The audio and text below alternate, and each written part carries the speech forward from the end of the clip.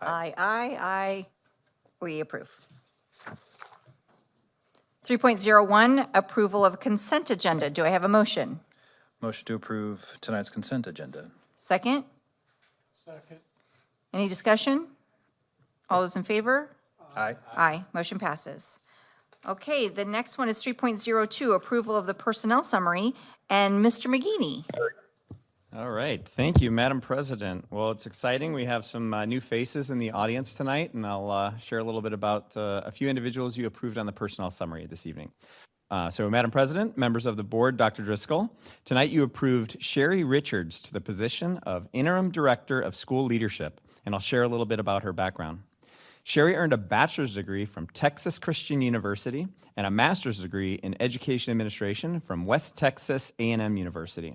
And let's see here. Oh, she also received her superintendent certification from Northern Arizona University.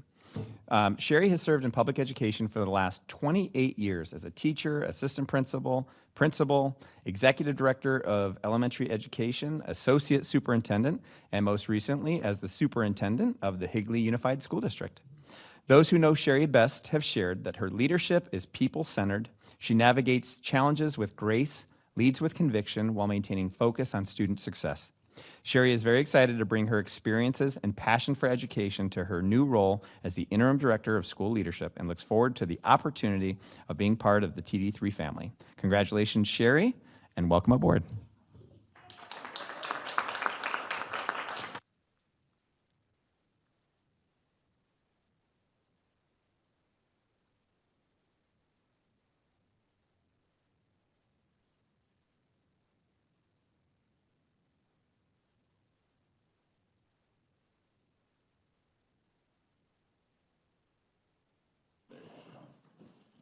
Madam President, members of the board, it's hard to follow up on this bragging statement that he provided because I'm the one that's honored to be here. What a rich history you have, 150 years. Wow, I'm impressed. And I'm so very grateful to you guys for this opportunity. Dr. Driscoll, I know you're on the phone. I want to thank you personally, along with your leadership team. I'm excited to contribute to your kids, your employees, and the entire community. One thing that stood out is your brand promise, and it resonates with me. Every kid has boundless potential, and I believe that to my core. So thank you again for this opportunity, and I look forward to working with you.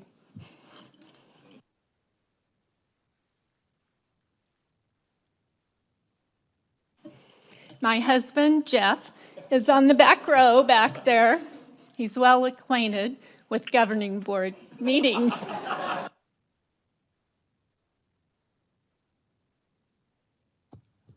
All right, Madam President, we also have another individual. I know that we typically do our write-ups for our administrators, but we also have a special position that we have for going into this next school year.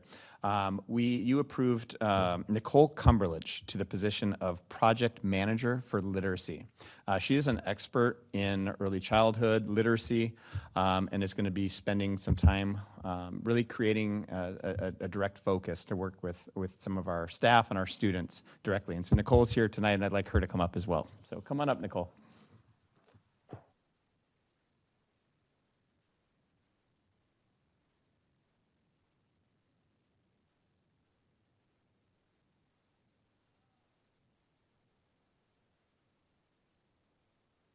Well, I am so grateful for this opportunity. My 30 years in public education has really focused on reading. I've been a reading coach and an interventionist, a school improvement specialist, a letters trainer, a reading trainer, a lot of my career in Mesa Public Schools. The materials that you just adopted with 95% Group, I had the privilege of being on a campus and in a district that adopted their first set of materials around 2012. And I was also a district letters trainer and our letters coordinator. So I got to see the materials, work hands-on with kids, with interventionists, and watch kids open up their world with reading. And so when I saw what you're adopting, I have been working with the company for 3 years, traveling across the nation, working with different districts on helping their kids learn to read. So what a delight to stay in one place and get to make a difference with people on an everyday basis. So thank you for having me.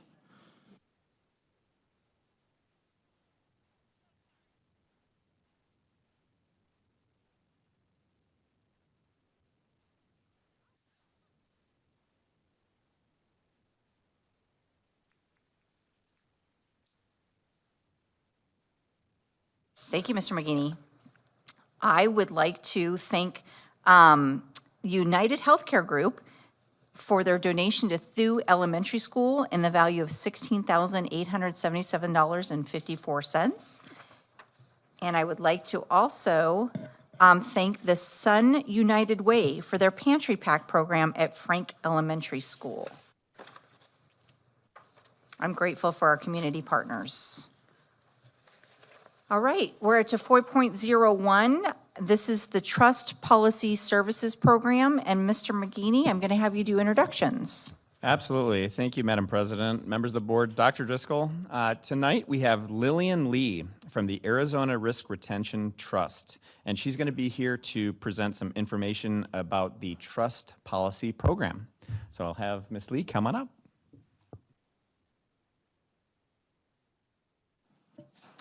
Good evening, Madam President, members of the board, Dr. Driscoll online, and then of course cabinet members.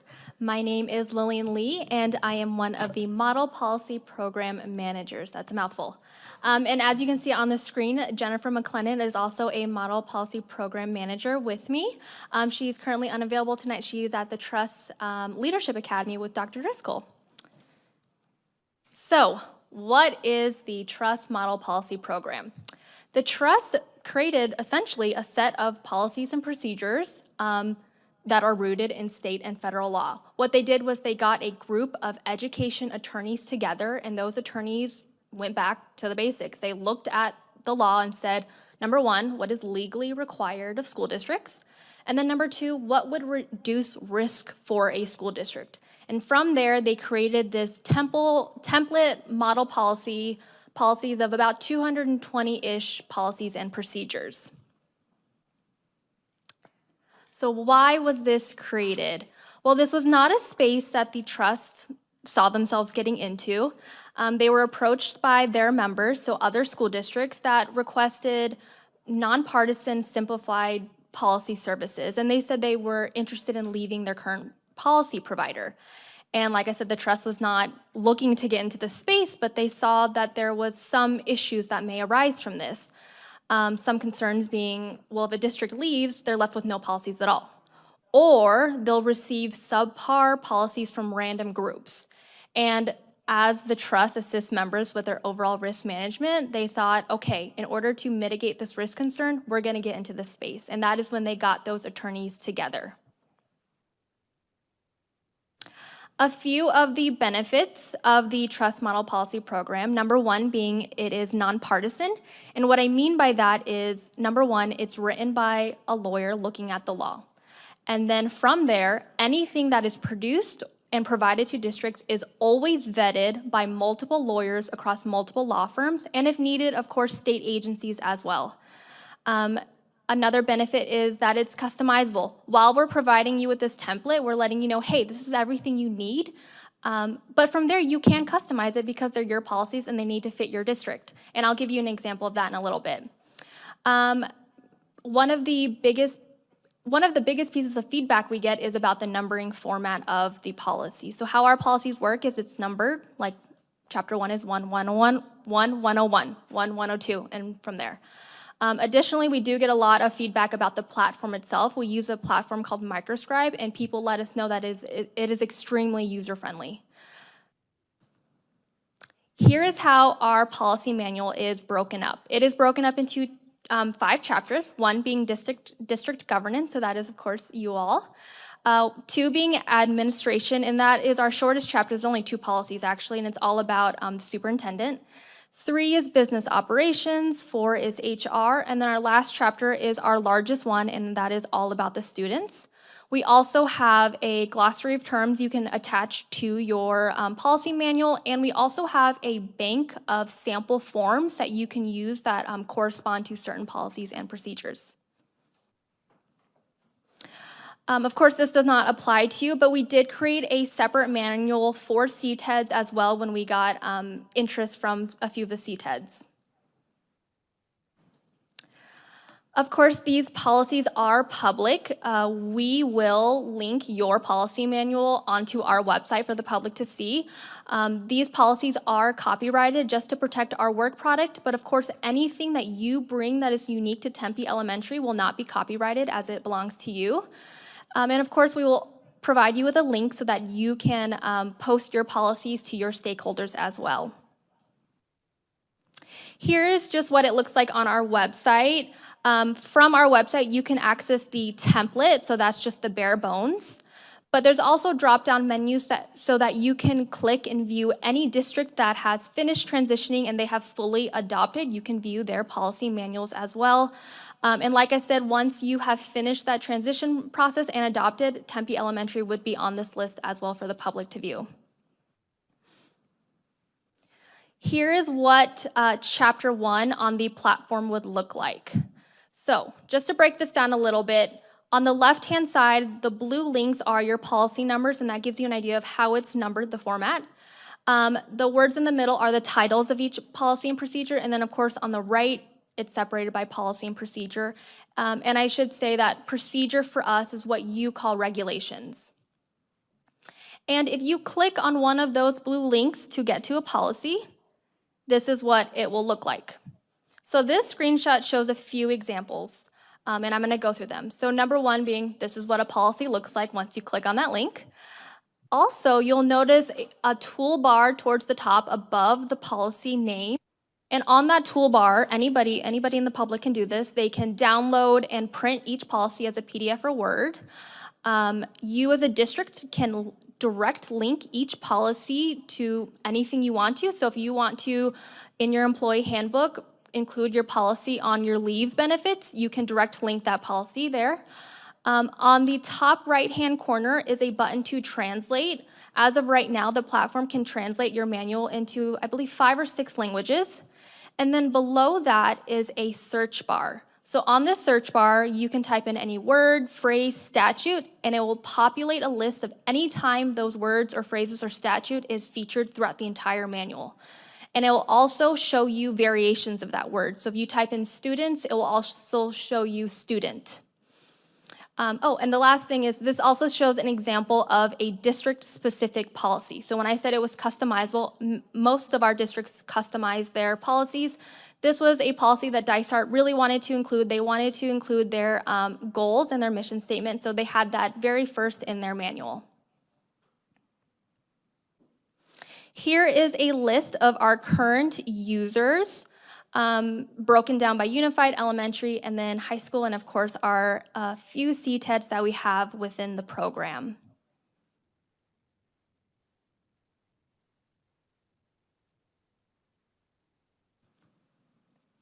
This is a list of the districts that are currently transitioning. So you would not find these districts on our website because they have not fully adopted yet. I'm going to say almost all of them will be adopted July 1, this upcoming July 1. So it's a busy time for them right now finishing up. So yeah. Here is that same list broken down by county, just to give you an overview of how we're spread out throughout Arizona.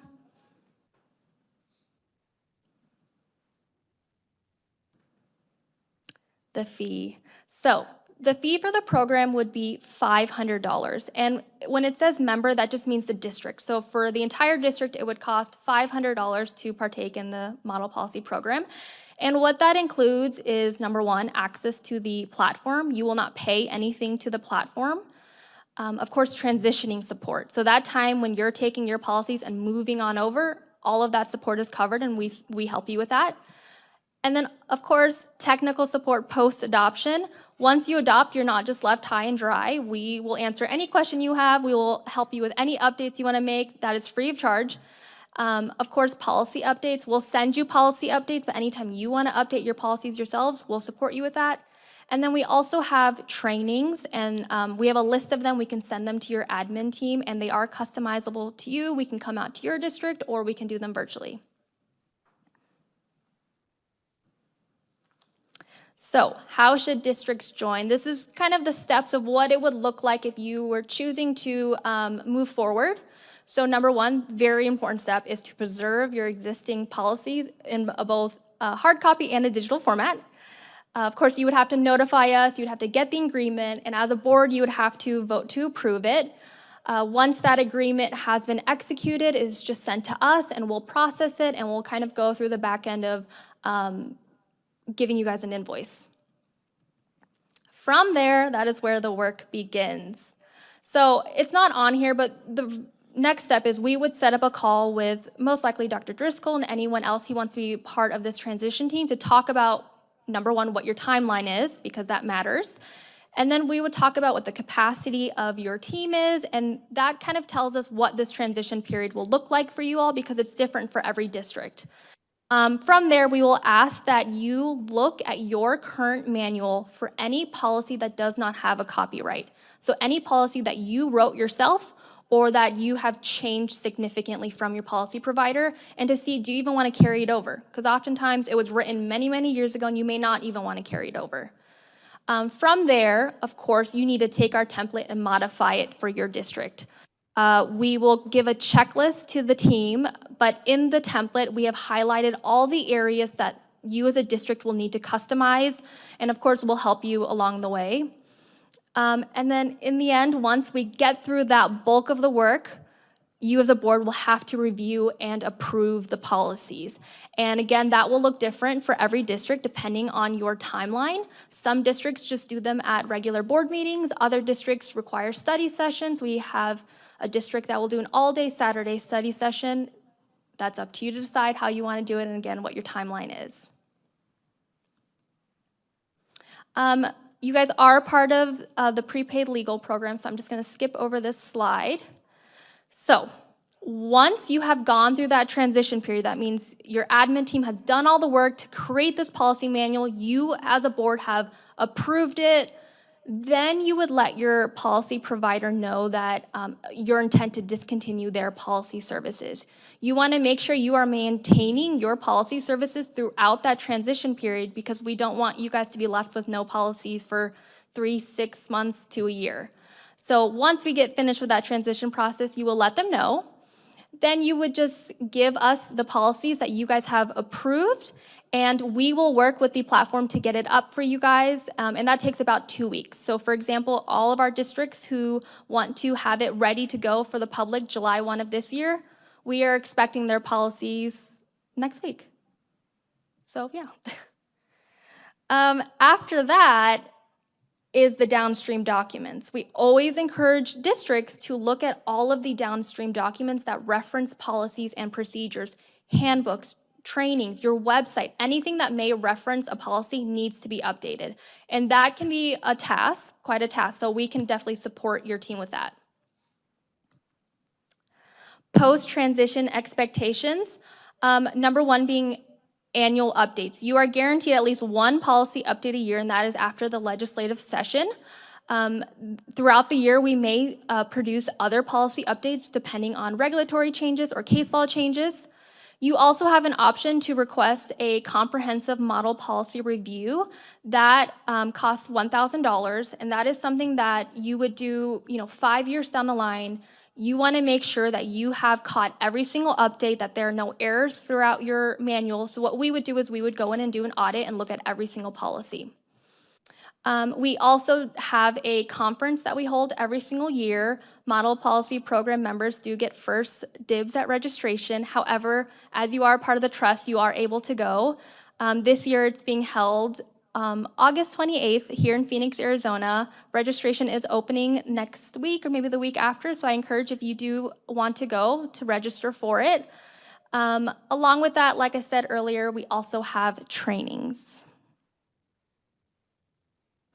So next potential steps, of course, Jennifer or I can come back out and do another presentation and answer any additional questions you may have. We do have videos on our website that dive deeper into each chapter if you want to view those. And of course, we can also just answer questions through your admin team as well. So here is our contact information. I am open to any questions you may have at this time.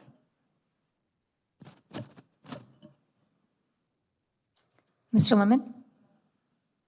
Thank you, Madam President. Thank you for the presentation. Thank you. The prepaid legal, if somebody disagrees with our current policy or our approved policy, do you guys also stand there with the prepaid legal team?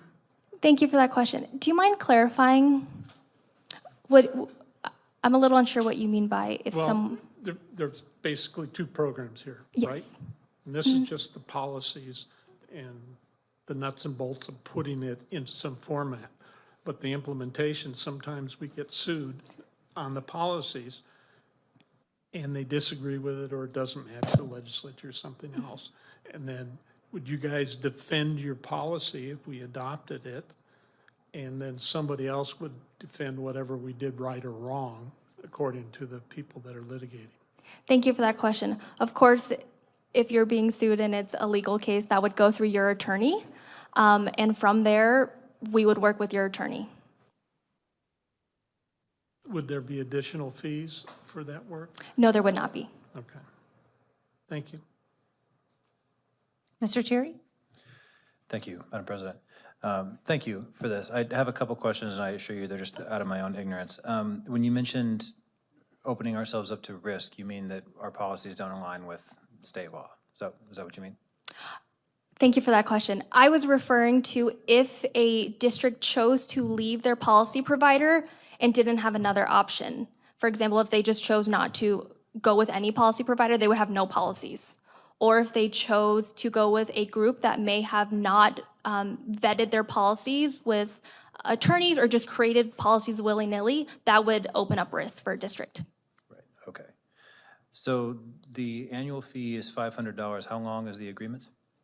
It's by year, and you will not be penalized if you ever want to choose to discontinue. Okay, great. And then to piggyback on what Mr. Lehman was saying, what sort of additional cost can we foresee? Yeah, that's a great question.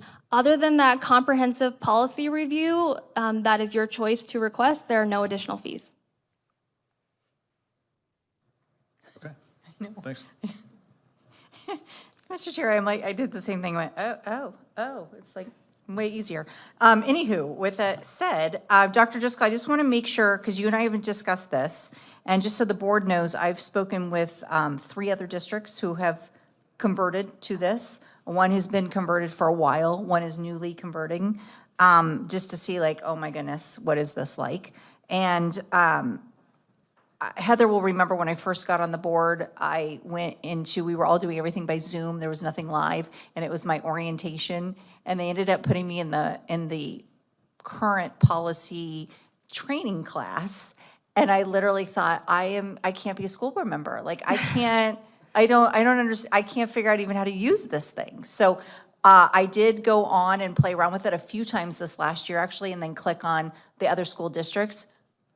It's like night and day difference. It's so much easier. So I want to let you guys know that it's just like the way that I could just print, or I could just copy, or I could just, so thank you for simplifying it down. And I understand that systems that are fresh and new are much easier to update like that than something that's been around for a long time. So I do have mercy on the system. But I also am very grateful for Heather, because she has had to take that over and do that for us for so long, and I wouldn't know what to do without that.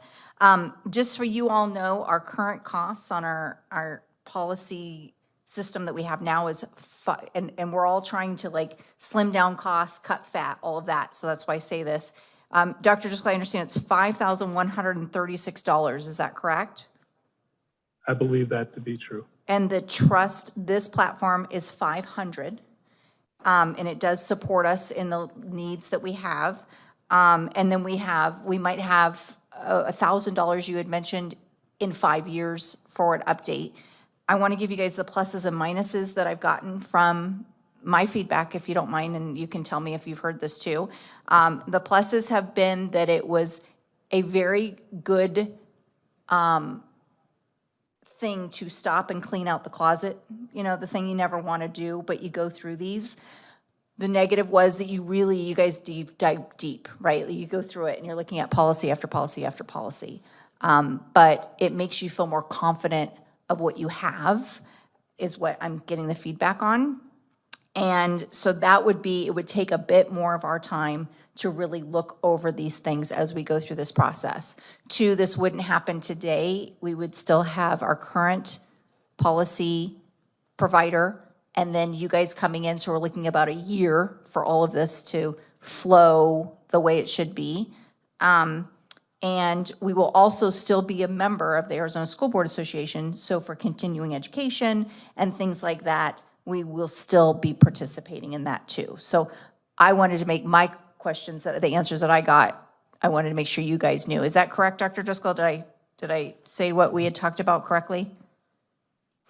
Yes, and Heather, will you verify? Because I know with our ASBA member, there's a membership and then there's policy services. This would just be the policy service. We would still pay I think it's like $14,000 for the ASBA. Yeah, that's correct. That's, yes. So we have the option, team, to one, as we go through in the next couple line items, to vote on this evening, or we have the option to think and sit on it. But I've been thinking of sitting on it. I think I'm on my 5th year of like playing around and seeing and touching, and that's why we've gotten to this point. So I'm okay with it being on here. But if anybody wants to table it, I want to make sure that you guys know that that's a possibility. You guys good? Okay, I just want to make sure of that. And that was awesome. Thank you. Thank you, Madam President. You're welcome. Okay, that was easy. Okay. Thank you, Madam President. Thank you, members of the board.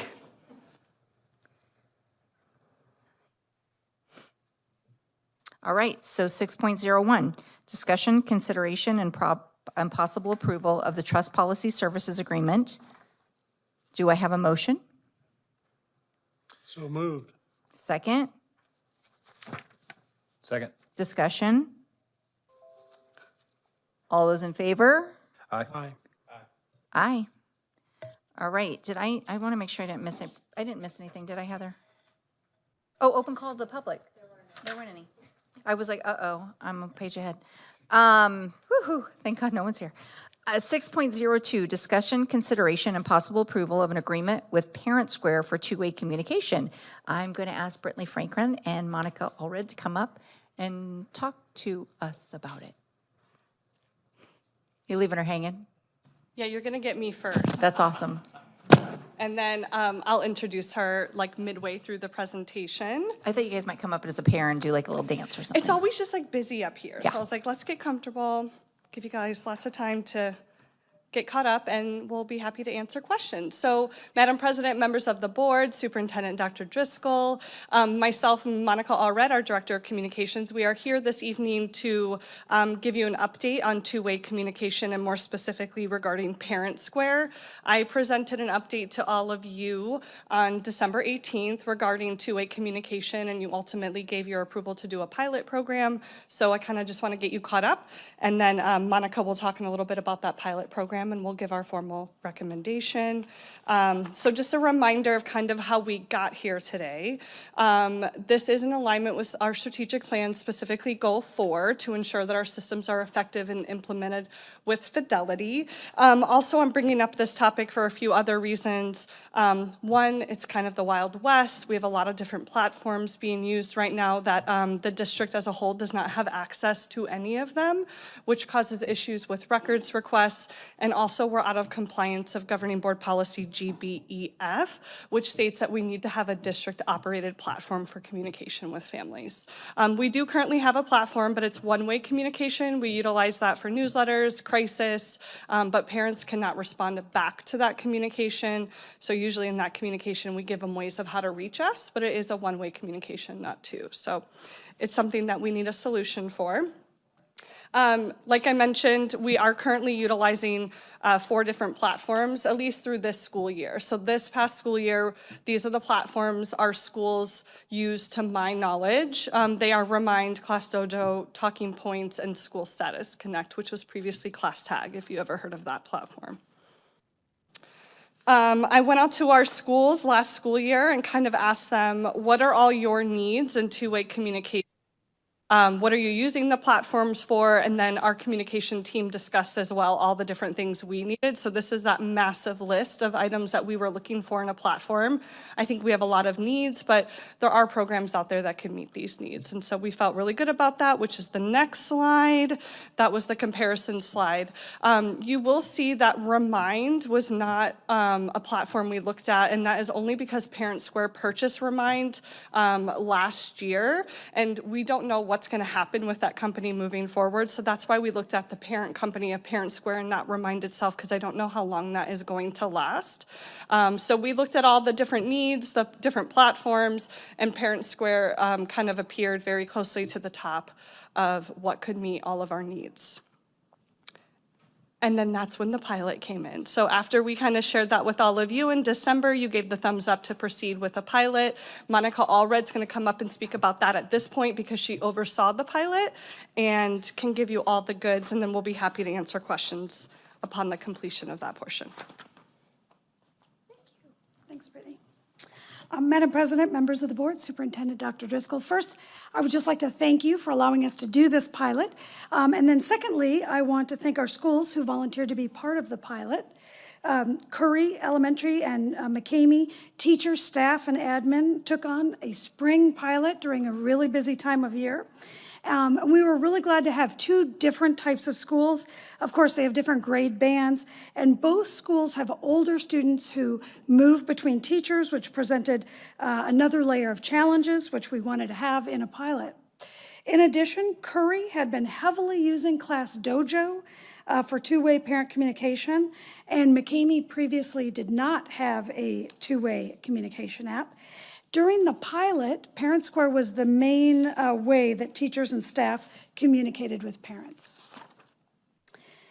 During the pilot, Curry teachers and staff made 92 posts, shared 31 calendar events, and sent or received 966 direct messages with their parents and guardians. Of the posts that were shared out, 13 were school-wide, 73 shared with parents and guardians of a particular class, and 7 were group posts, which are posts that can be an entire grade level, a grade band, an extracurricular group, a sports team, something like that. And then McCamey teachers and staff sent 55 posts, including sharing several editions of their school and IB newsletters. They also exchanged 879 direct messages with their parents and guardians. Of their posts, 35 were school-wide, 16 were for a particular class, and 6 were group posts.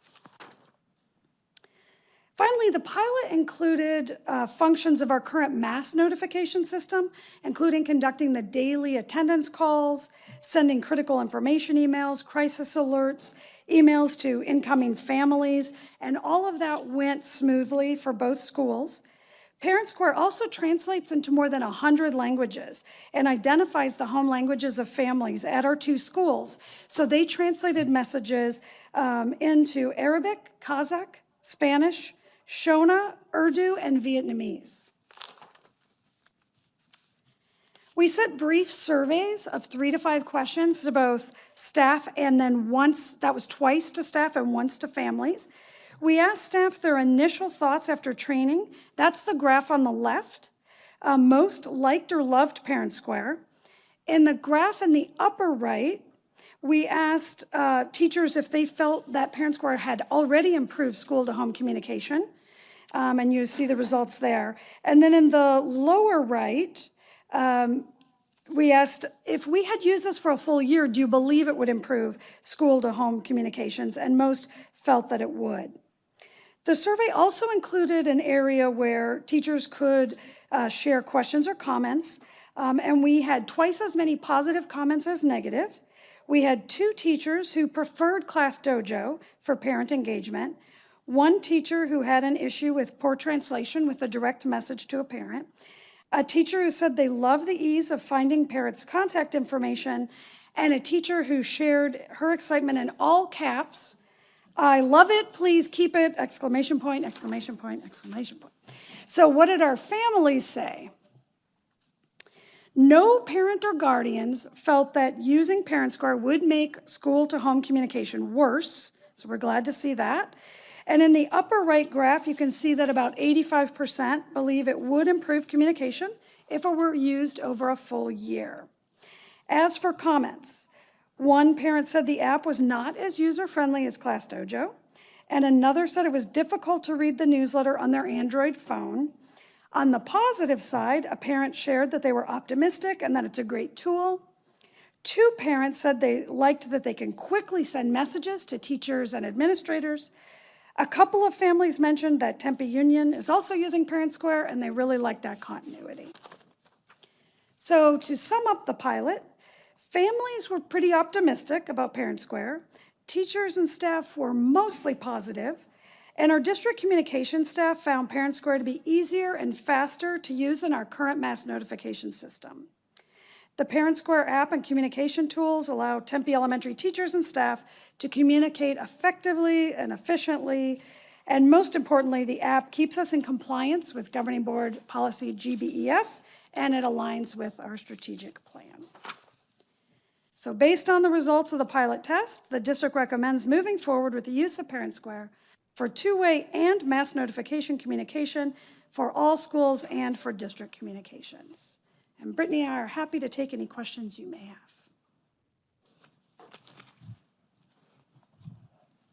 Mr. Terry? Thank you, Madam President. First of all, thank you both for doing this. It's very necessary, and I appreciate it.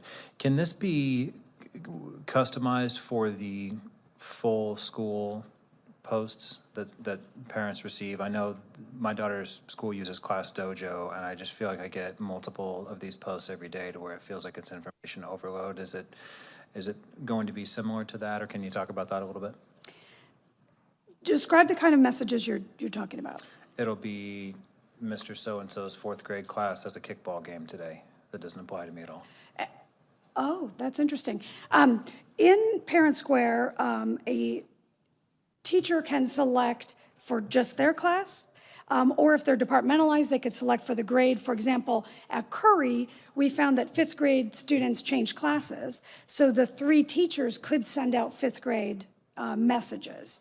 But you shouldn't be, through Parent Square, you shouldn't receive multiple of the same message. Does that make sense? Is that what you're asking? No, I meant, so is there a way to keep it so parents are only receiving the types of information that they want to receive, so they're not receiving, a few hundred messages throughout the year? A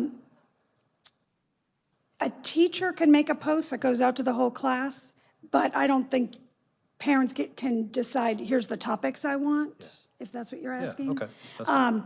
But most teachers, even if you look at Curry, who's been very, very active, like on ClassDojo, those teachers made one or two posts a week to send out to their class. So, but you saw the number of direct messages. So it was in the high hundreds, 800 for McCamian, over 900 for Curry. But those are all individual messages in most cases, directly to the parents for specific things. Teachers ranged in their messaging. To have to do with our class is studying this tomorrow, please send these things, with your kids to school, to events, we're having a field day, don't forget to have your kids pack, their gym shoes, things like that. Okay, cool. Yeah, it's not like the other Mr. apps. Terry? Yes, sir. I'm a parent in another district that uses Parent Square, and on my app, it allows me as the parent to select the notifications I want. And so like the district uses this and the district of my kids go, they use it and I can select, I don't want to get the district's messages. So I don't get bombarded. So the only messages I get are from my child's teacher on my app. Okay, and then you can still access the other stuff if you wanted to look at it? Yeah. On my app, it has the district notifications, school alerts and stuff like that you can select yes or no I want. And then it has urgent alerts that you can select yes, I want or no, and then it has custom settings for each school.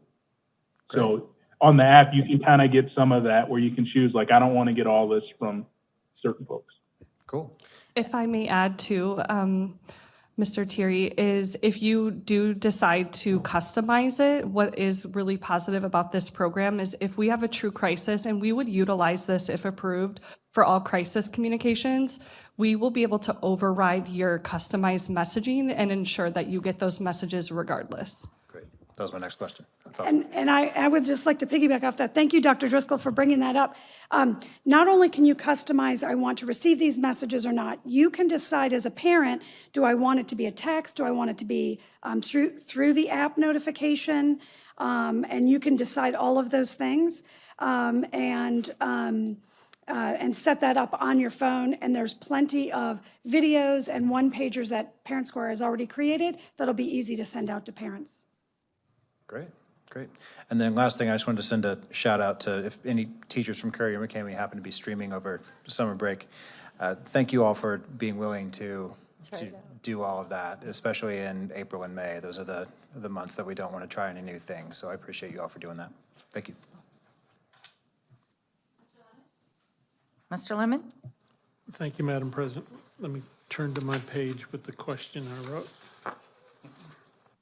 The Parent Square pilot, I think that's good. And you said in the bullet points says 100 languages translated. Mm-hmm. So we have somewhere over 70 different languages at home. Would those go out as text or emails or post of some sort? Are you asking if Parent Square, which form they would translate? So they'll translate texts, posts, and messages. And when a teacher messages a parent, let's say the parent speaks Vietnamese, it gets translated into Vietnamese. The parent responds in Vietnamese, it gets translated back into English for the teacher. I believe, Mr. Lemon, the one thing it will not translate is like a JPEG, because it can't read the image and translate that, or I don't believe we would post videos, but it wouldn't translate that either. So JPEGs would be the biggest concern. Thank you. My other question, in your statistics, there were probably less than 75 people that responded. Is that correct?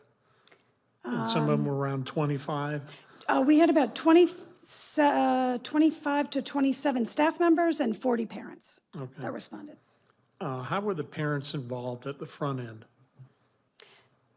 They received a welcome post through Parent Square, and even before that, we sent them an email through our current mass notification system, Final Sight Blackboard, to let them know this was coming and how to sign up. And then we began sending them messages through Parent Square. So first there's a post, and we get that sent out to parents. It explains exactly how to sign up for it, and if you want to download the app, here's how to find the app. It also attached a video and a one-pager that described how to use Parent Square. And then after that, the front office managers, it's about 2 clicks to keep re-inviting people that haven't responded yet. But even if they haven't responded to register or download the app, they'll still get our emails and our texts. So the critical emails, the alerts, will be pushed to everybody, whether they have the app or not? Correct. So it would go to whatever email or whatever text phone we had for Correct. those parents, okay?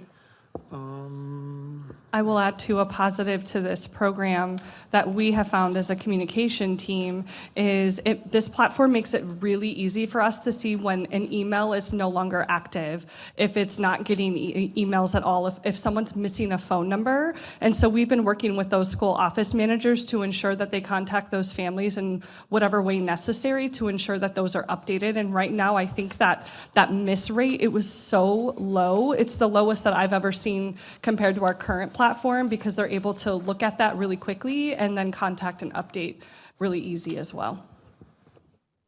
And my final question, is this connected to our webpage, the district webpage? Is there a button or something, or it only goes to parents? Currently, we have it set up where it is only going to families. There is a way where you can create groups, like if you wanted something for the PTA, well, that's not a good example because they're all parents. Say you have a special, soccer team club or something, some sort of group. You can create different groups and not have it be linked to necessarily Synergy, which is what the data is currently pulling from. So you can create separate groups from non-Synergy contact information if you wanted to. I don't think we had a need for that at this time, but to answer your question, no, it's not directly connected to the website, and yes, it's just internally for staff and for parents at the moment. Okay. One final question on attendance and pushing out and phoning. Do we expect those districts that have been using this to see better attendance? I will say we've been utilizing our current platform, Final Site Blackboard, for some of the phone calls and emails. We're also utilizing Everyday Labs, which is a separate system, but they're working in tandem. What we really liked about this platform, and talking with Cindy and Monica in the schools, is when we send out a message to a family through the app saying, hey, your student wasn't at school today, they can actually respond in the app and say, oh, so sorry, they're home sick. Where previously on our current platform, they can't respond back. So they actively have to call the school or send an email. Where on the app, if they have it downloaded, or if they want a message via text, they can just say, oh, so sorry, they're home sick. I'll make sure I call in next time. So they don't have to do that active phone call or that email if they don't want to. They can do it really quickly. And we kind of found that was really easy for parents, and they were utilizing the platform to let the school know that their child was homesick and they're so sorry they forgot to call them in. Thank you. Thank you, Madam President. So I've got a couple questions. One, costs. How are we looking in comparison to the different ones that we're using to this one? Sure. So right now the estimate is around $40,000. I looked at Talking Points, and I think we were spending a little over $14,000, but that was just for 3 schools. I believe Remind was about $4,000 or $5,000. So when you look at it that way, it does look like we're spending more.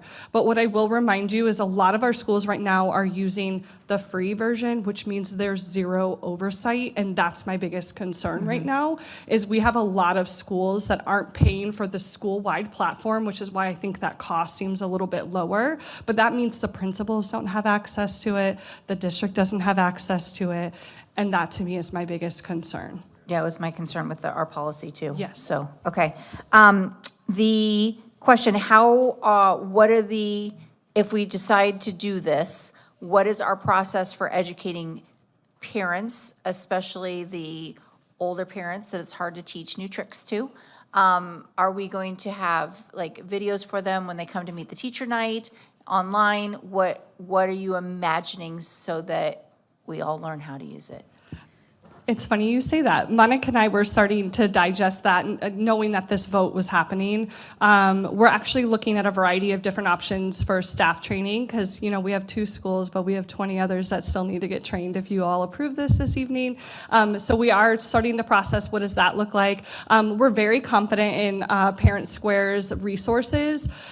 Honestly, you guys, they do make it so easy. There are so many videos. There are so many ways to utilize the platform. I'm feeling very confident about it just because we are utilizing 4 other platforms that we did zero training on, and somehow everyone figured it out and no complaints to us about that part. So I feel like with all the resources Parent Square offers, we're pretty confident that, with the pilot and the other 2 schools, we didn't hear any issues from those families that it was difficult or that they had a hard time downloading it. Again, you don't have to download the app.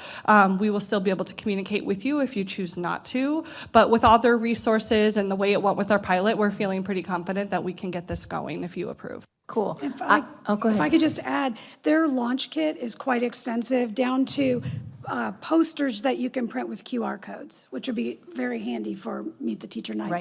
So, thank you. With kindergarten, when I first got on Class Dojo, I ended up getting, you sign the packet saying that your kid understands everything about being tardy and all the rules and all that. And then I had this 1-pager along with 500 other pieces of paper.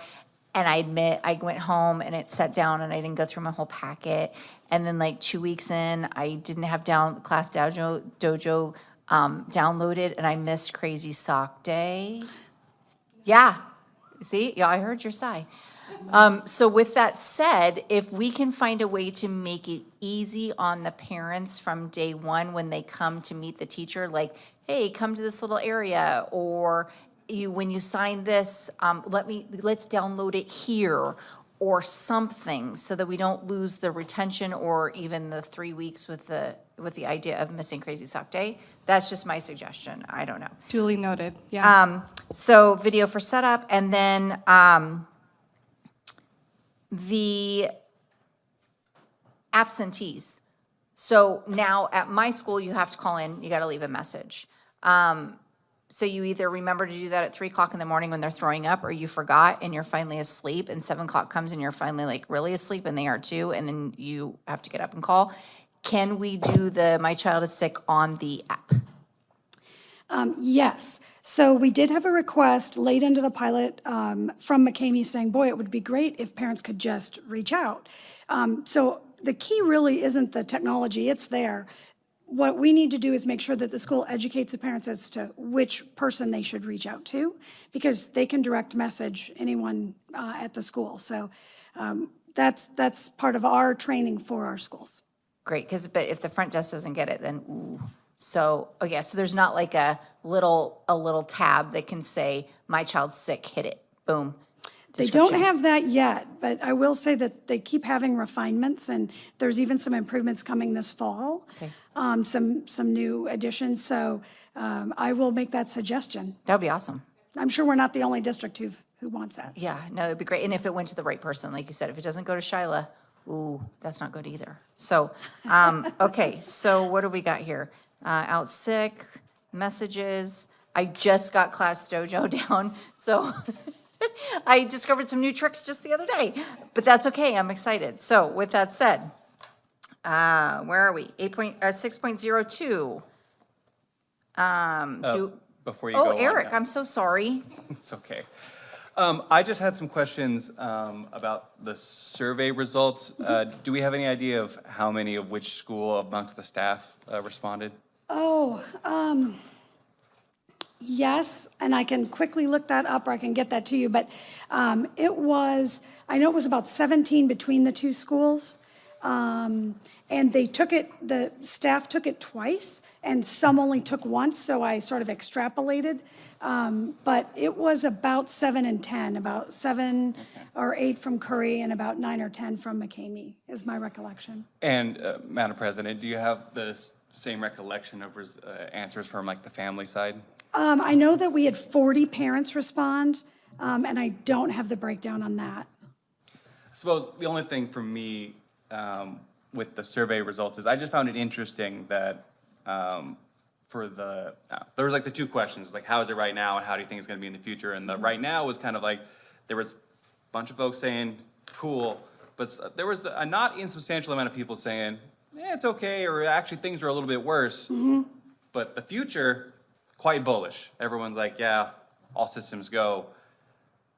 Why are even the people thinking, well, actually, I think it makes things worse, but it might be better in the future? At that point, we're speculating. I found the survey results odd, and so I don't know.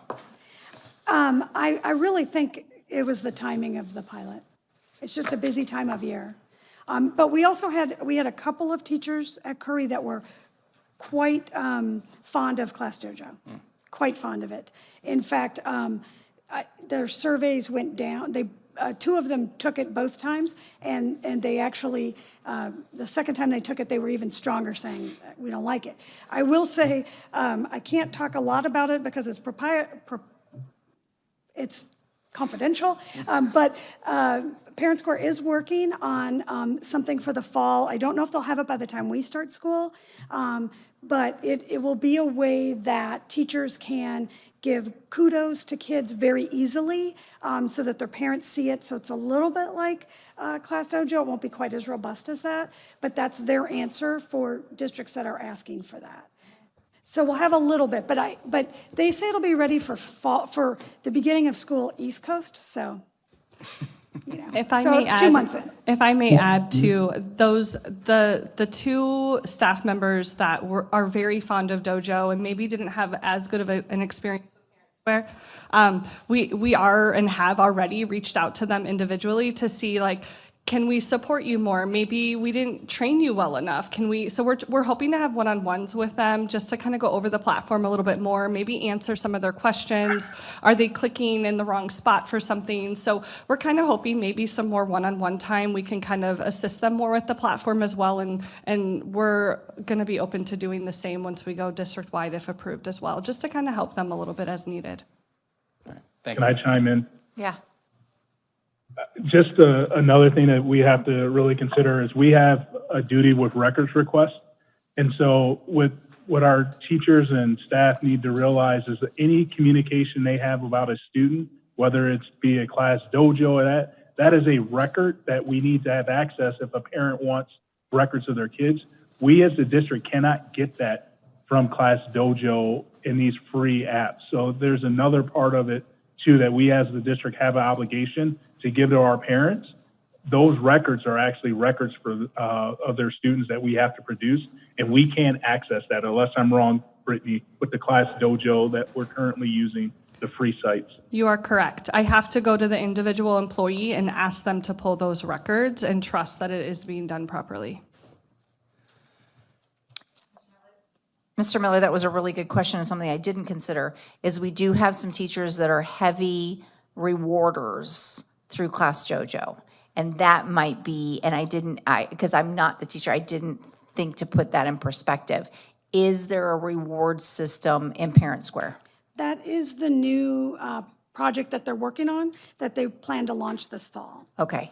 And then, Mr. Miller, so you know, like if my son had done something, kudos to him that day, he'd get 2 Class Dojo points, 3 Class Dojo points, or whatever. We had one teacher that was like all about it, right? And then we every night, what's your Class Dojo points? And then we've had the other teachers that they didn't participate at all. So then you're like, is my kid doing okay?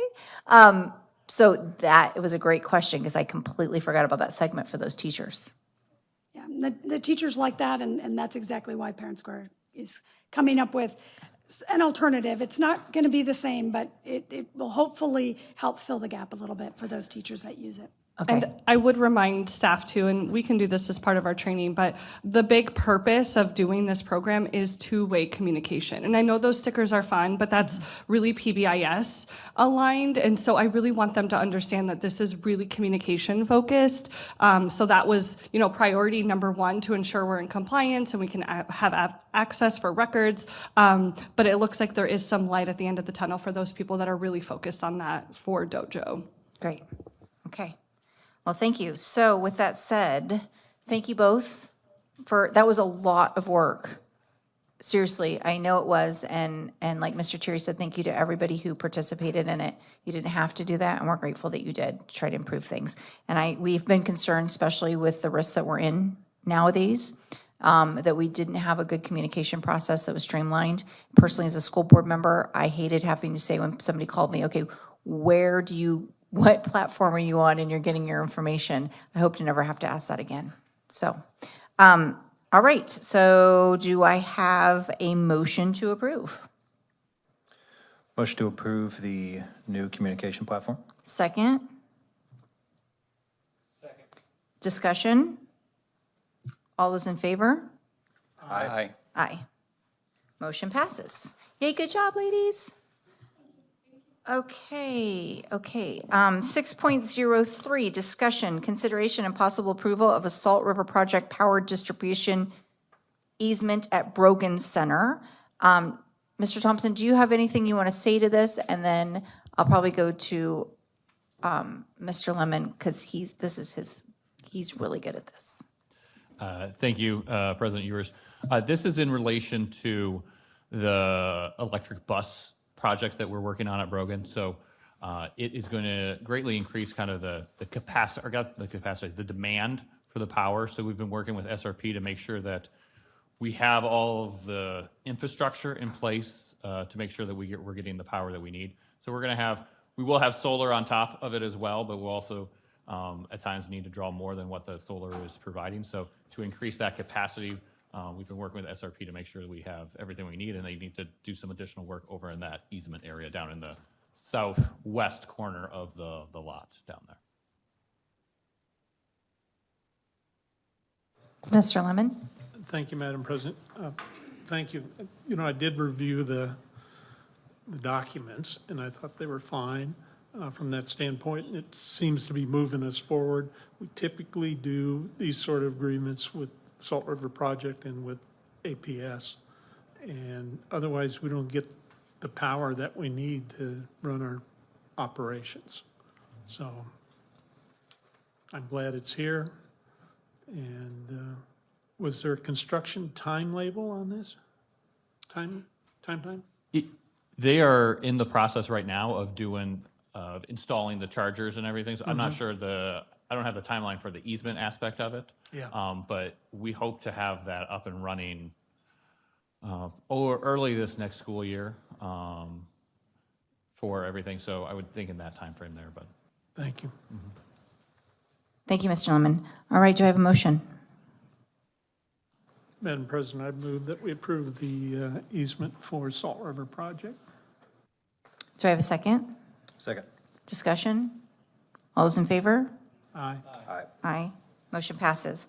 6.04, discussion, consideration, and possible approval of the proposed 2025-2026 school district annual budget. Back to you, Mr. Thompson.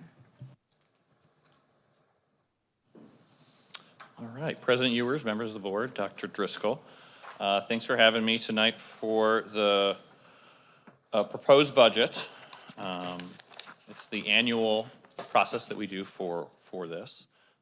So just to talk about that process a little bit. So we will have the proposed budget. If you approve us to then post a notice of hearing for that proposed budget, we'll need to get that out 10 days before the adoption. So we'll adopt it on the June 25th meeting. The budgets have to be adopted by July 15th. So based on the schedule of the board meetings, this would be the proposed budget, and then the 25th would be the adopted budget, because we don't have another meeting before July 15th. So that's why it'd be happening this way. So it's really calendar driven, because we don't have a budget from the state yet, because the legislature has not completed their side of it. So this is kind of a placeholder budget until we get final numbers, but because we are required to have that adopted budget by July 15th, we're going through and using some assumptions on this. So we're assuming a 2% increase to the base funding. Every year it is 2%, it increases by 2% or inflation, whichever is less. And inflation is more than 2%, so we'll get that 2% on there. And then we can revise it again in September or December if needed. I kind of like the December revision. You do that when the state has not given you a budget in time for that, and so they give you a special September revision. It's kind of nice at that point because we have better enrollment numbers, and all the budget is based on the enrollment. Right now, we're taking an educated guess on the enrollment, but it will be wrong. Up or down, I can't tell you, but it's not going to be exactly right, and it will have some changes that we'll know better in September. So they actually did improve the budget forms this year. And I think it is going to be for the better. So what they did in the past, and this is going to get real budget nerdy here, but they added a line this year for maintain for spending for after fiscal year 26. So in the past, all the districts had to budget for the budget capacity. So if your budget capacity was 110 million, you budgeted 110 million. Even though you might plan to spend 100 million so that you have 10 million in the bank to carry over. So the budget forms were not as helpful and informative as they could be, because you just had to plug numbers into the budget to make sure that you were budgeting capacity, even though you didn't have the intent to ever spend that much money. So now that they've added that line, it's actually going to be a little more helpful going forward. I think it's going to be a lot more informative. This year, it's not going to be the most informative because you're looking at kind of two different styles. Last year, especially when you're looking at the year-to-year change, because last year's budget we had to plug in all of those extra dollars for the carryover that we might not have been intending to spend. This year, we're then putting some of those dollars down on the maintain for future spending amount. So it's going to look a little funky for the rest of this year. So this is the line they have there, to maintain for spending for after 2026, so the budget carry forward. So adding that on there makes it so you don't have to just put in the numbers up top on the various spots. But what it's going to do, it's going to make these other numbers look like they're a larger decrease than they really are. So the spending could stay the same, but because we don't have to force in those budget numbers to budget to the capacity, it's going to look like the decrease is actually more than it actually is. So for this year, it's going to look a little weird, and then next year it should be a little better because you got apples to apples on the budget side. Right now, you're budgeting capacity on the prior year, not budgeting capacity on this year, and so it's a little different because it doesn't take into account that extra $2 million that we've got down below, if that makes sense.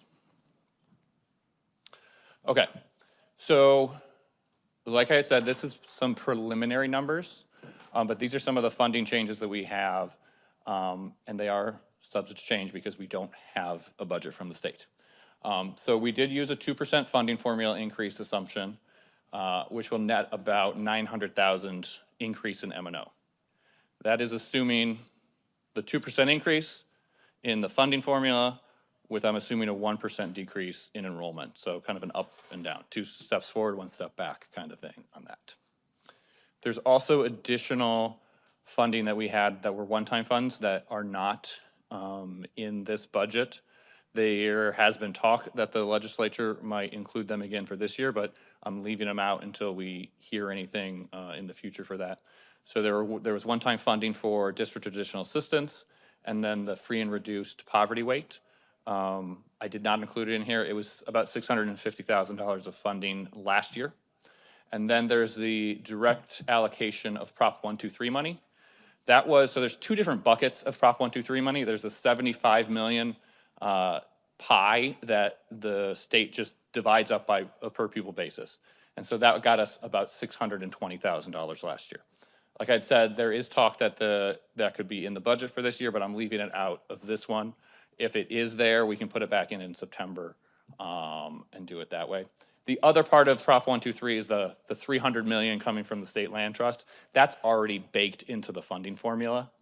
So that's still going to be there. This is just the additional money that they had, the $75 million that they divided up to the schools. So the tax rates are something that are pretty much going to stay the same because most of those tax rates are derived from the property values and then the need in the bonds or the overrides. And those might change, the overrides might change slightly based on the funding formula, but the bonds will be the same. And the qualifying tax rates, the QTR, will be the same as well. So those tax rates are projected to go kind of back up to what the levels were last year. So if you remember this slide, I don't know if it was last meeting when we had the bond presentation to authorize the district to go out for election for the bonds in November. We had this slide, and it kind of it shows the history of the tax rates over the last 10 years. And so we had, really what's going to end up happening is we'll have a dip last year, and we'll go right back up, or we'll have a dip this year, and we'll go right back up to what we were previous year. So it's about that 435, and it'll go right back up there. But it will still be historically a lot lower than it had been over the past 10 years on there. And that dip is really due to kind of an estimating of the bond sales. So we didn't sell bonds as quickly as we had anticipated, which is a good and bad. I don't want the tax rate to yo-yo, go up and down on that. The good news is it was less taxes for the taxpayers, so it went down, but it's just going to go back up to where it was this past year. So the next steps that we'll have, if you approve us to post this budget, we'll get the notice out there for the public meeting. And then we'll have our adoption hearing on the 25th, so we'll have a whole full public hearing. And I'll go into more detail on the budget as far as classroom site fund, capital, a deeper dive into the tax rates too, kind of how we come to get those amounts. Then, assuming the legislature has passed a budget, we can do that September revision, really before September. It could be in August. We can kind of have a discussion of when you would like to have that. But the deadline it's either by September 15th or then in December, we can do a revision as well, if need be. But we can discuss whatever the board would like on that one. All right, if there are questions, I'd be happy to answer them.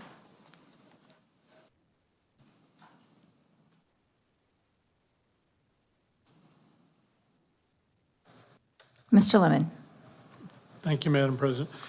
In looking at the spreadsheets, I saw a number that kind of surprised me, the cost that we have to maintain the bonds every year, the interest rates that we have to pay out. Do you remember what the range of that was? I do not remember that off the top of my head. Okay. And then the other thing that I saw is our FTEs are being reduced, probably around 100 employees. Many of those, of course, are teachers because we're consolidating and getting smaller student enrollment. But I saw that the average salary for teachers went up several $1,000s. So it went up, I think the formula had to go up about 2%. So per the IBN agreement, the teachers had a 2% salary increase for what their base was. And then we're using classroom site fund dollars to increase it an additional $500. So it's 2% plus 500. Based on maybe some more tenured teachers leaving and being replaced by lower paid, it ended up being the average increase of just basically exactly 2%. For a teacher that maintained, if they were a brand new teacher, their increase was closer to almost 3% because of the 2% and the $500. If they were higher up, that 500 would be less. So between 2 to 3% was the increase for all the teachers. And Madam President, I didn't spend a lot of time looking for the portion of the budget that we pay people for their additional training. I've forgotten what the name is. Professional development? Professional development, yes. And so it's in there somewhere, is that correct? It is. It's in the 2200 program code, or Okay. function code. And so you can look in there and it's one of those lines. It's part of it. It doesn't break it up specifically for professional development. It's the 2200 program function code has a lot of other activities as well. But it would be one of those. Professional development would be 2215. And I guess with the reduction in certified employees, did we reduce that amount or just roll it over the same amount? Or do you remember? It generally will be on kind of an as-needed basis. So we'll have more professional development when more programs are rolled out or something like that. And so it can fluctuate from a year-to-year basis. Overall, it reduced a little bit on there. Just Thank fewer programs and fewer needs. Good presentation. I like it. Thank you, Madam President. Mr. Terry? Thank you, Madam President. Mr. Thompson, does this budget amount to an increase in per pupil spending? That will really depend on how many pupils we get back. We'll have kind of a flat amount, if you will. You know, we're going to have those teachers. I think it will essentially be a flat level because of the funding will go up by the 2%, but then the enrollment, depending on what the enrollment can do, it could go down. So we are spending what we get from the state, and that's kind of where we can spend what we have. Yeah. It's frustrating that they expressly have something in there that says, we're going to make sure you don't keep up with inflation. That's really frustrating language. It seems like they'd be an easy sell politically, but whatever. Great. And then last thing I wanted to say, when we were up at the ASBA conference in Flagstaff, I went to the budget session that they had, and they gave a few examples from some districts. They named names, which was weird. But anyway, ours doesn't look anything like the budgets that we saw. They were like, you need to be looking out for these things because that means you're in trouble, and this means you might be getting in trouble. And then I got the document that we have, and it was like, well, no, this is great. This is exactly what we were hoping for. And so I just want to thank you for that. It's great work. All right, thank you. He was looking at me like, where's he going with this? I was. No, Eric, I'm going to second Mr. Thierry here because I am grateful. In those meetings, I too pull out some things and look at the line item, and then I'm like, oh, not my dog. But yes, thank you for what you're doing. Thank you for explaining why I saw negative, and then higher than we usually see. Now, I knew enrollment was going to play something in this. I knew not knowing what's happening at the state legislature level, all of that. But that is interesting. I think it's going to help us be more accurate, maybe? Yes. 'Cause Yeah. It really, these budgets in the past have been more for the compliance aspect and for the funding formula. Because you had to budget to that level even if you weren't spending for it. So it wasn't very useful. So it's going to make it a lot better. Great. And then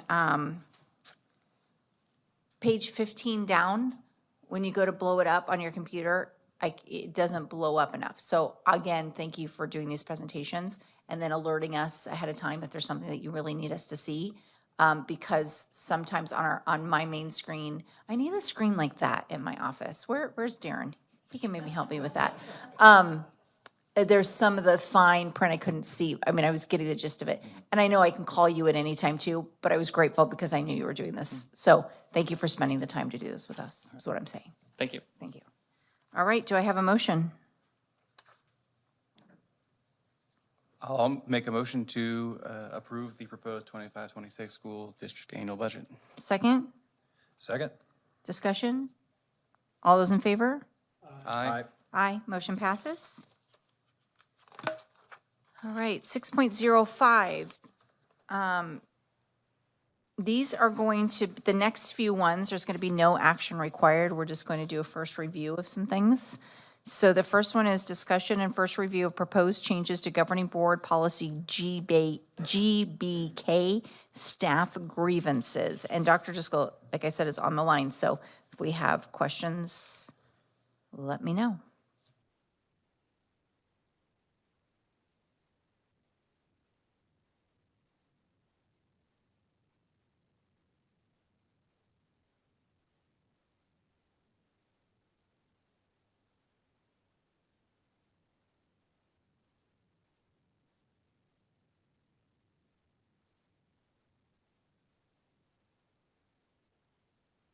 Dr. Driscoll, I'm just giving a few minutes for all of us to look over them again. Okay.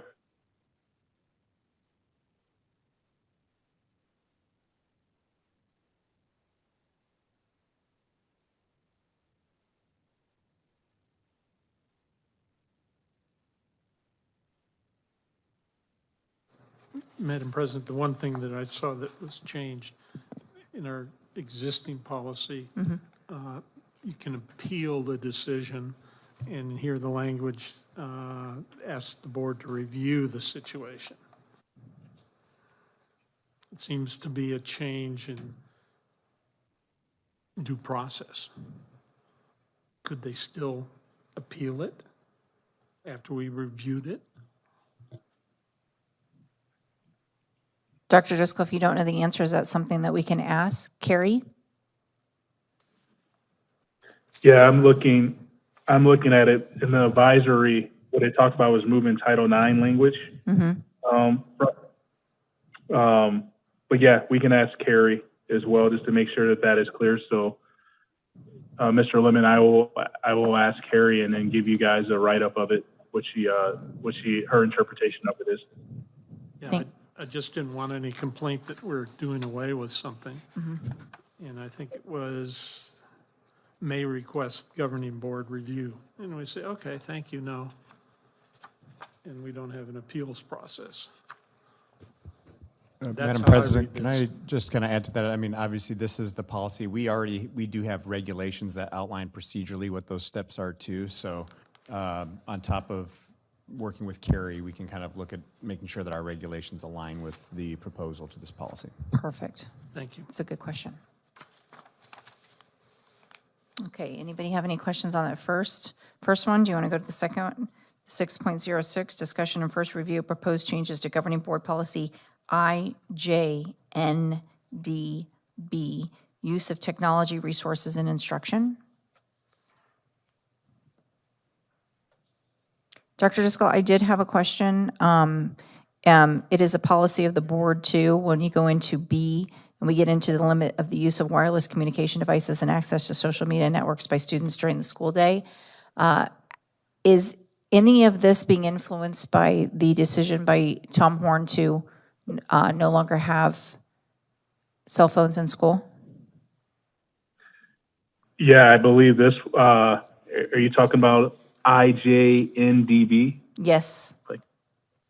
Yeah, this has direct correlation with that. It's the House Bill 2484, related to student access. It was added to the Arizona Revised Statute 15.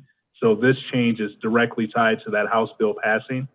And there's a subsequent regulation that we have to incorporate these new mandates into as well for this.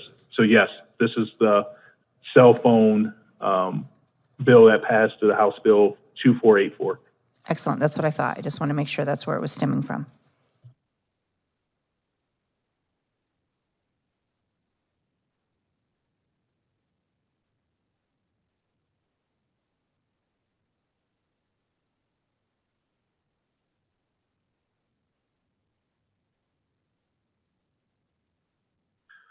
What I'll also do for you at the next board meeting, I will show you the regulation for this one as well, because part of this is the policy, but also in the regulation, it asks for updated language.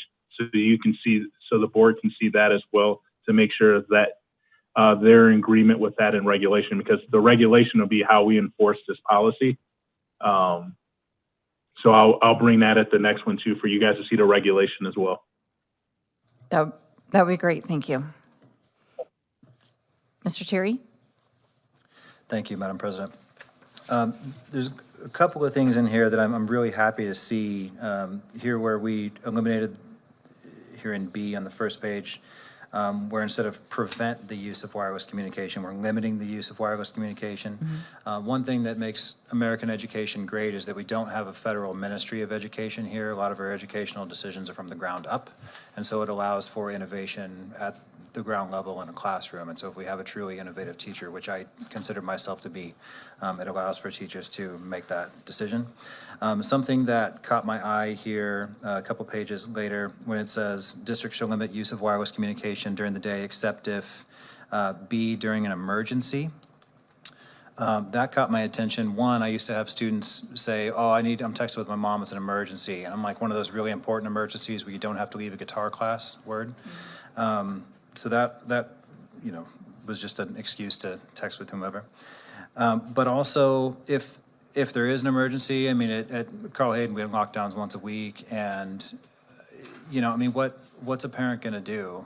You know, like, all you're doing is you're being distracted from the adult that's in the room that can actually help you and lead you to safety and everything. So I think that is something that deserves a little more consideration, a little more discussion as to exactly what that's going to look like. Because if there is a lockdown and it's policy that all these middle schoolers are pulling out their phone and now they can't pay attention to the teacher, that's a problem.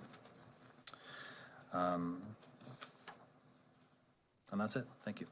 So let's clarify for Dr. Driscoll on the, where the new blue is on page 3 is where you're talking. Where it says wireless communication devices. Yes. Yeah. And then what I would say, Mr. Cherry, too, is when we look at the reg, that's where you can get really prescriptive, because that's really how we enforce this policy. So that's where I would say really, when we bring that to you as well, look at that and make sure the wording and language is there is kind of what you're going after. That makes sense?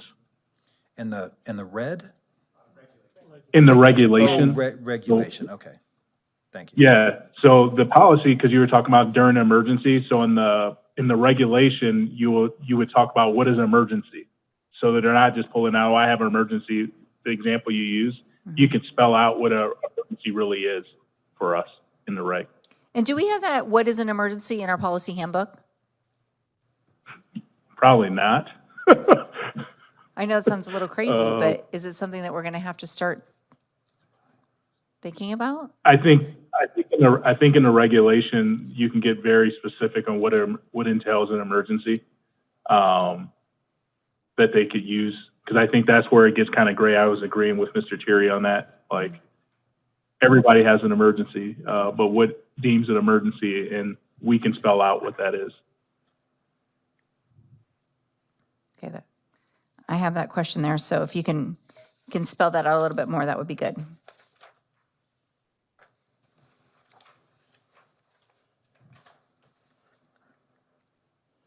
All right, discussion, 6.07, discussion and first review of proposed changes to governing board policy JII, student concerns, complaints, and grievances.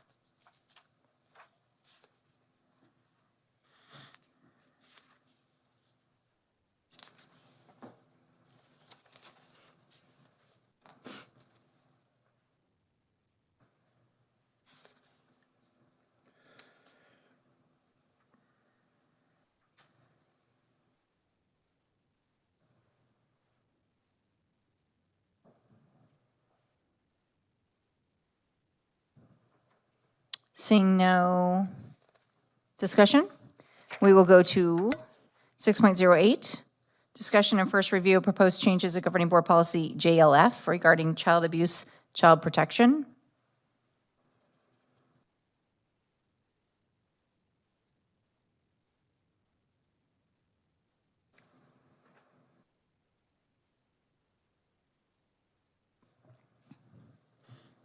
Mr. Miller, I remember this being a concern of yours about a year ago in regards to when and how we contact police.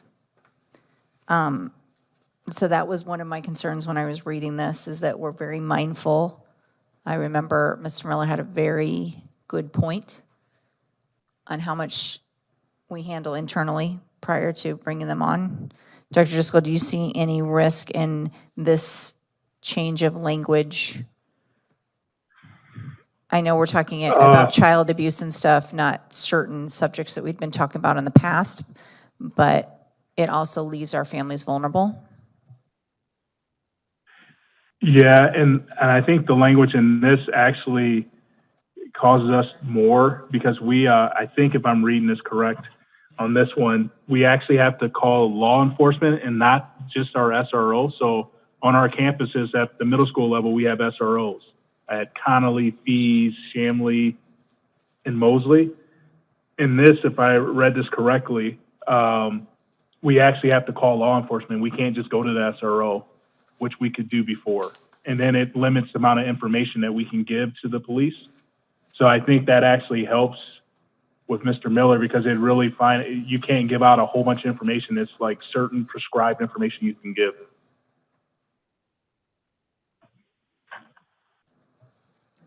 Mr. Miller? Madam President, yeah, I frankly like these changes, so I'm okay. And I appreciate it, Dr. Driscoll. Thank you.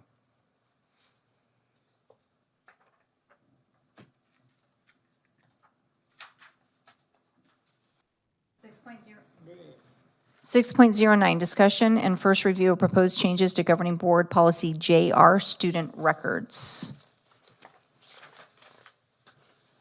We said a little bit on this.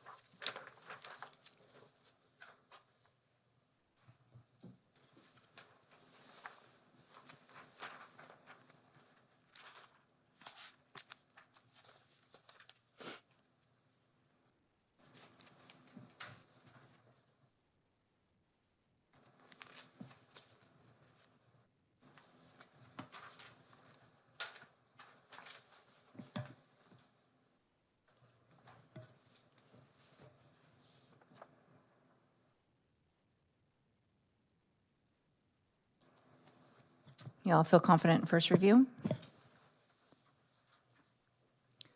All right, moving on to 7.01, board information.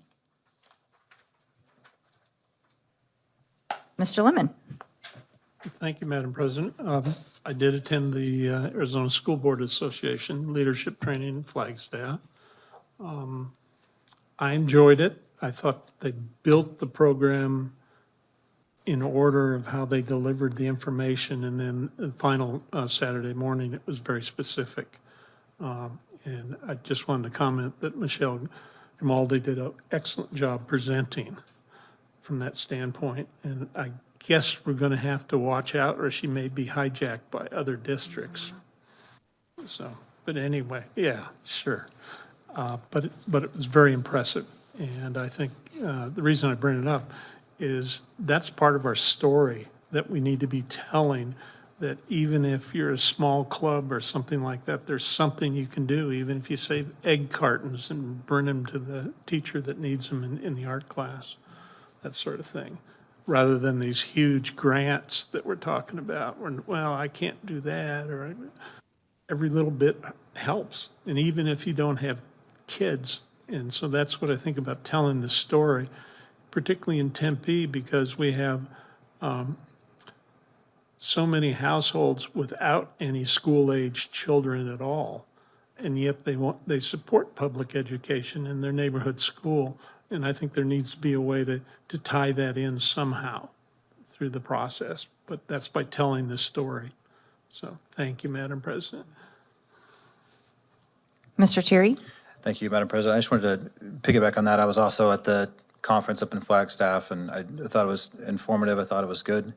And I just want to shed a light on, it's something that we do as public school districts that not every educational institution in the state is required to do.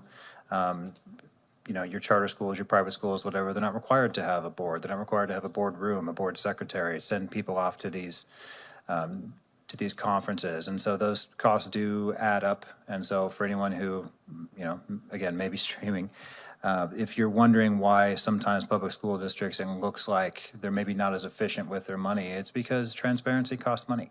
And that's the price that we pay in order to make sure that the public knows what we're doing. So, thank you. 8.01, announcements and upcoming events. We have an agenda committee meeting on Tuesday, June 17th at 11 a.m. Oh, yeah, you changed it to Tuesday, right? We're all good. The next regularly scheduled governing board meeting will take place on Wednesday, June 25th, 2025, with an executive session at 5 p.m. and a public hearing at 6 in the Karen Arredondo Governing Boardroom of the Sanchez Administration Building, 3205 South Roll Road, Tempe 85282. 9.01, meeting adjournment. Do I have a motion? Motion to adjourn. Do I have a second? Second. All those in favor? Aye. Aye. Motion passes. Good night, everybody.